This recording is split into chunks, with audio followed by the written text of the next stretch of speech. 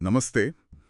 ಇವತ್ತು ಒಂದು ಆಳವಾದ ಚರ್ಚೆ ಮಾಡೋಣ ಯೋಗಿನಿ ಮಂತ್ರಗಳ ಬಗ್ಗೆ. ಹೌದು. ಯಶಸ್ಸು, ಆಮೇಲೆ ಹೆಸರು, ಖ್ಯಾತಿ, ಹಣ ಇದೆಲ್ಲವನ್ನ ಪಡೆಯಕ್ಕೆ ಈ ಮಂತ್ರಗಳು ಹೇಗೆ ಸಹಾಯ ಮಾಡುತ್ತೆ ಅಂತ ಕೆಲವು ಆಕರಗಳು ಸಿಕ್ಕಿವೆ. ಹೌದು, ಕೆಲವು ಇಂಟ್ರೆಸ್ಟಿಂಗ್ ಮೂಲಗಳು ಸಿಕ್ಕಿವೆ. ಆ ಆಕರಗಳ ಆಧಾರದ ಮೇಲೆ ಈ ಮಂತ್ರಗಳ ಹಿಂದಿನ ಶಕ್ತಿ ಏನು, ಅವುಗಳ ಮಹತ್ವ ಏನು ಅಂತ ತಿಳಿಯೋಕೆ ಪ್ರಯತ್ನಿಸೋಣ. ಮುಖ್ಯವಾಗಿ 4 ಯೋಗಿನಿಯರ ಬಗ್ಗೆ ಅಲ್ವಾ? ಹೌದು, ಕರಾಕಾಳಿ, ಚರ್ಚಿಕಾ, ವಾಯುವೀಣಾ ಮತ್ತು ವಿಕ್ತಮ್ನ ಇವರ ಬಗ್ಗೆ. ಸರಿ. ಹೌದು, ಈ ಆಕರಗಳ ಪ್ರಕಾರ ನೋಡೋದಾದ್ರೆ ಯೋಗಿನಿಯರು ಅಂದ್ರೆ ದೈವಿ ಸ್ತ್ರೀ ಶಕ್ತಿ ಸ್ವರೂಪಿಣಿಯರು. ಓಹ್, ಸ್ತ್ರೀ ಶಕ್ತಿಗಳು. ಇವರು ತಾಂತ್ರಿಕ ಸಂಪ್ರದಾಯದಲ್ಲಿ ಬರುವ 64 ಯೋಗಿನಿಯರು ಅಂದ್ರೆ 64 ಯೋಗಿನಿ ಅಂತಾರಲ್ಲ. ಹೌದು, ಕೇಳಿದ್ದೀನಿ. 64 ಯೋಗಿನಿಯರು. ಆ 64 ದೈವಿ ಸ್ತ್ರೀ ಶಕ್ತಿಗಳ ಗಣಲ ಭಾಗ ಇವರು. ಅಚ್ಚಾ. ಆಮೇಲೆ ಈ ಮೂಲಗಳು ಇನ್ನೊಂದು ಸ್ವಾರಸ್ಯಕರ ವಿಷಯ ಹೇಳ್ತವೆ. ಅಂದ್ರೆ ಇವರೆಲ್ಲ ಭಗವಾನ್ ಶ್ರೀಕೃಷ್ಣನ ನೇರ ಮೇಲ್ವಿಚಾರಣೆಯಲ್ಲಿರ್ತಾರೆ ಅಂತ. ಹೌದಾ? ಶ್ರೀಕೃಷ್ಣನ ಕನೆಕ್ಷನ್ ಇದೆಯಾ? ಯೋಗಮಾಯೆಯ 64 ಅಭಿವ್ಯಕ್ತಿಗಳು ಇವರು ಅಂತ ಹೇಳಲಾಗುತ್ತೆ. ಯೋಗಮಾಯೆ. ಹೌದು, ಲೌಕಿಕ ಜಗತ್ತಿನಲ್ಲಿ ಇದೇ ಶಕ್ತಿಯನ್ನೇ ಮಹಾಮಾಯೆ ಅಂತ ಕರೀತಾರೆ. ಓ, ಯೋಗಮಾಯೆ, ಮಹಾಮಾಯೆ. ಸರಿ. ಆಮೇಲೆ ಶ್ರೀಕೃಷ್ಣನ ಸಹೋದರಿ ದೇವಿ ಸುಭದ್ರೆ ಇದಾರಲ್ಲ, ಅವರಿಗೂ ಈ ಶಕ್ತಿ ವ್ಯವಸ್ಥೆಯಲ್ಲಿ ಒಂದು ವಿಶಿಷ್ಟ ಸ್ಥಾನ ಇದೆ ಅಂತಾನೋ ಈ ಆಕರಗಳು ಹೇಳ್ತವೆ. ಓಕೆ, ಅಂದ್ರೆ ಈ ಯೋಗಿನಿಯರು ಬರೀ ಪೌರಾಣಿಕ ವ್ಯಕ್ತಿಗಳಲ್ಲ, ಅವರು ಸ್ಪೆಸಿಫಿಕ್ ಶಕ್ತಿಗಳನ್ನ ಕಂಟ್ರೋಲ್ ಮಾಡೋ ದೇವತೆಗಳು, ಹಾಗಲ್ವಾ? ಹೌದು, ಖಚಿತವಾಗಿ. ಆಕರಗಳು ಹೇಳೋ ಪ್ರಕಾರ ಶ್ರೀಕೃಷ್ಣನ ಅನುಮತಿಯಿಂದ ಯಾರು ಪ್ರಾಮಾಣಿಕವಾಗಿ ಜಪ ಮಾಡ್ತಾರೋ ಅವರಿಗೆ ಈ ಯೋಗಿನಿಯರು ತಮ್ಮ ನಿರ್ದಿಷ್ಟ ಗುಣಗಳನ್ನ, ಅಂದ್ರೆ ಈಗ ಹೇಳಿದ್ವಲ್ಲ, ಯಶಸ್ಸು, ಹೆಸರು, ಖ್ಯಾತಿ, ಹಣ, ಈ ಥರದ 64 ಶಕ್ತಿಗಳಲ್ಲಿ 61 ಪ್ರಕಾರಗಳನ್ನ ಅನುಗ್ರಹಿಸ್ತಾರೆ ಅಂತ. 61 ಪ್ರಕಾರಗಳ?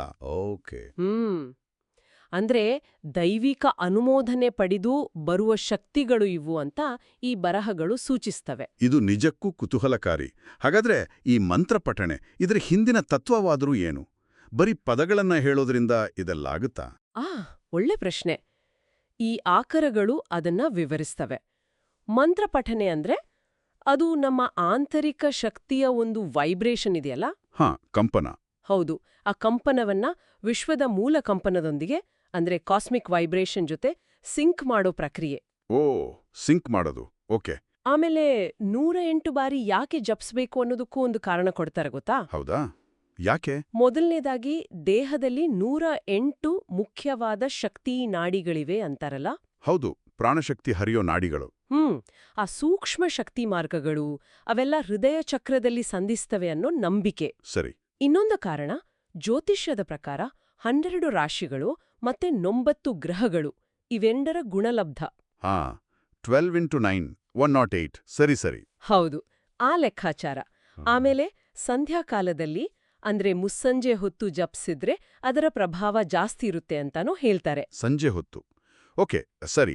ಹಾಗಾದ್ರೆ ನಾವು ಗಮನ ಹರಿಸ್ತಿರೋ ಆ 4 ಸ್ಪೆಸಿಫಿಕ್ ಯೋಗಿನಿಯರ ಬಗ್ಗೆ ಹೇಳಿ. ಮೊದಲು ಕರಾಕಾಳಿ ಮತ್ತೆ ಚರ್ಚಿಕಾ. ಯಾರಿವರು? ಮಂತ್ರಗಳೇನು? ಮೊದಲನೇದಾಗಿ ಕರಾಕಾಳಿ. ಮಂತ್ರ ಬಂದು ಕರಾಕಾಳಿ ಕರಾಕಾಳಿ ಕರಾಕಾಳಿ ನಮಃ. ಕರಾಕಾಳಿ ನಮಃ. ಹೌದು, ಈ ಮಂತ್ರ ಮುಖ್ಯವಾಗಿ ಯಶಸ್ಸಿಗಾಗಿ ಅಂತ ಆಕರಗಳು ಹೇಳ್ತವೆ. ಯಶಸ್ಸು ಅಂದ್ರೆ ಕೆರಿಯರಲ್ಲಿ ಅಥವಾ ಗೋಲ್ಸ್ ರೀಚ್ ಮಾಡೋಕೆ?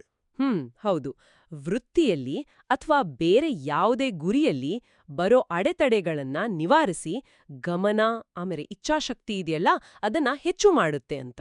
ಓಕೆ. ಎರಡನೇವರು ಚರ್ಚಿಕಾ. ಚರ್ಚಿಕಾ. ಮಂತ್ರ ಚರ್ಚಿಕಾ ಚರ್ಚಿಕಾ ಚರ್ಚಿಕಾ ನಮಃ. ಚರ್ಚಿಕಾ ನಮಃ. ಈ ಯೋಗಿನಿ ಹೆಸರು ಮತ್ತೆ ಖ್ಯಾತಿ ಕೊಡ್ತಾರೆ ಅಂತ ನಂಬಿಕೆ.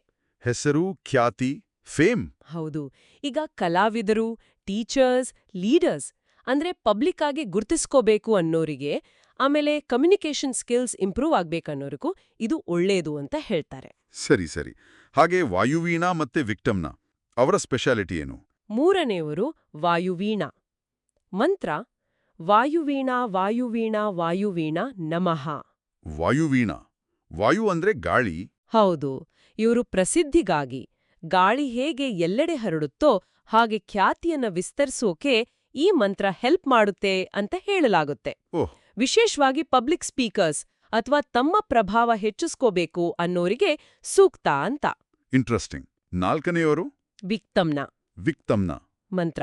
ವಿಕ್ತಮ್ನ ವಿಕ್ತಮ್ನ ವಿಕ್ತಮ್ನ ನಮಃ. ವಿಕ್ತಮ್ನ ವಿಕ್ತಮ್ನ ವಿಕ್ತಮ್ನ ನಮಃ. ಇದು ಹೆಸ್ರೇ ಹೇಳೋ ಹಾಗೆ ಇವರು ಹಣಕಾಸಿನ ವಿಷಯಗಳಿಗೆ ಸಂಬಂಧಪಟ್ಟವರು. ದುಡ್ಡು. ಹೌದು. ಆರ್ಥಿಕ ಕಷ್ಟಗಳನ್ನ ನಿವಾರಿಸೋಕೆ, ಆದಾಯದ ಹೊಸ ದಾರಿಗಳನ್ನ ಕಂಡುಕೊಳ್ಳೋಕೆ, ಆಮೇಲಿರೋ ಸಂಪತ್ತನ್ನ ನಷ್ಟ ಆಗ್ದೇ ಹಾಗೆ ಕಾಪಾಡೋಕೆ ಈ ಮಂತ್ರವನ್ನ ಜಪಿಸ್ತಾರೆ ಅಂತ ಆಕರಗಳಲ್ಲಿ ಉಲ್ಲೇಖ ಇದೆ. ಓಕೆ. ಈ ಯೋಗಿನಿಯರ ಆರಾಧನೆಗೆ ಸಂಬಂಧಪಟ್ಟ ಹಾಗೆ ದೇವಸ್ಥಾನಗಳ ಬಗ್ಗೆನೂ ಏನೋ ಇಂಟ್ರೆಸ್ಟಿಂಗ್ ವಿಷಯಗಳನ್ನ ಈ ಮೂಲಗಳು ಹೇಳ್ತಾವಲ್ಲ? ಹೌದು ಹೌದು. ಈಗ ಹಿರಾಪುರ, ಜಬಲ್ಪುರ ಈ ಕಡೆ ಎಲ್ಲ ಪ್ರಾಚೀನ ಯೋಗಿನಿ ದೇವಸ್ಥಾನಗಳಿವೆ. ಅವುಗಳ ವಿನ್ಯಾಸದ ಬಗ್ಗೆ ಈ ಆಕರಗಳು ಸ್ವಲ್ಪ ಬೆಳಕು ಚೆಲ್ತವೆ. ಈ ದೇವಸ್ಥಾನಗಳು ಸಾಮಾನ್ಯವಾಗಿ ವೃತ್ತಾಕಾರವಾಗಿರ್ತವೆ. ಆಮೇಲೆ ಮೇಲ್ಛಾವಣಿ ಇರೋದಿಲ್ಲ. ಛಾವಣಿ ಇಲ್ವಾ? ಯಾಕೆ? ಅದು ವಿಶ್ವದ ಅನಂತತೆ, ಅದರ ಮುಕ್ತತೆ, ಎಲ್ಲೆಗಳಿಲ್ಲದ ಶಕ್ತಿಯನ್ನ ಸಂಕೇತಿಸುತ್ತೆ ಅಂತ ಅರ್ಥೈಸಲಾಗಿದೆ.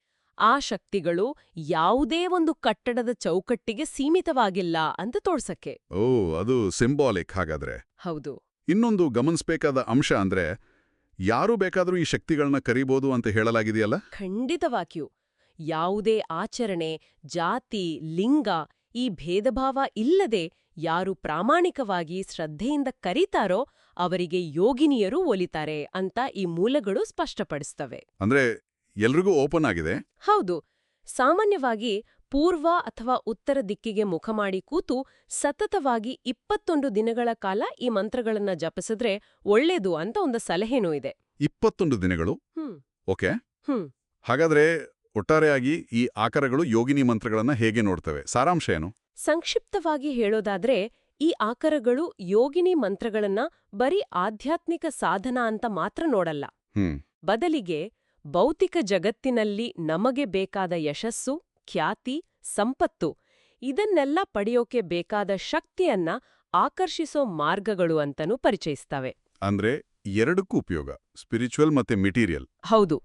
ನಮ್ಮ ಒಳಗಿನ ಸಂಕಲ್ಪ, ನಮ್ಮ ವೈಬ್ರೇಷನ್ ಇದೆಯಲ್ಲ, ಅದನ್ನ ನಾವು ಏನು ಬಯಸ್ತೀವೋ ಆ ಫಲಿತಾಂಶಗಳ ಜೊತೆ ಒಂದು ರೆಸನೆನ್ಸ್, ಅನುರಣನ ಉಂಟು ಮಾಡೋದು.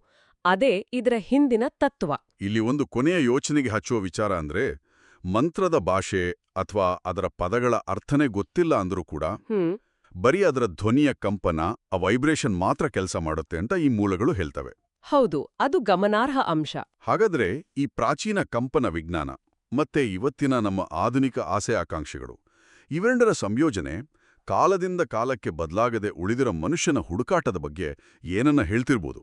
ಈ ಪ್ರಶ್ನೆಯೊಂದಿಗೆ ಇವತ್ತಿನ ಚರ್ಚೆನ ಮುಗಿಸೋಣವೇ? ಖಂಡಿತ. ಇದು ಯೋಚಿಸ್ಬೇಕಾದ ವಿಷಯವೇ. ಹರೇ ಕೃಷ್ಣ. ರಾಧೆ ರಾಧೆ. ಹರೇ ಕೃಷ್ಣ. ರಾಧೆ ರಾಧೆ.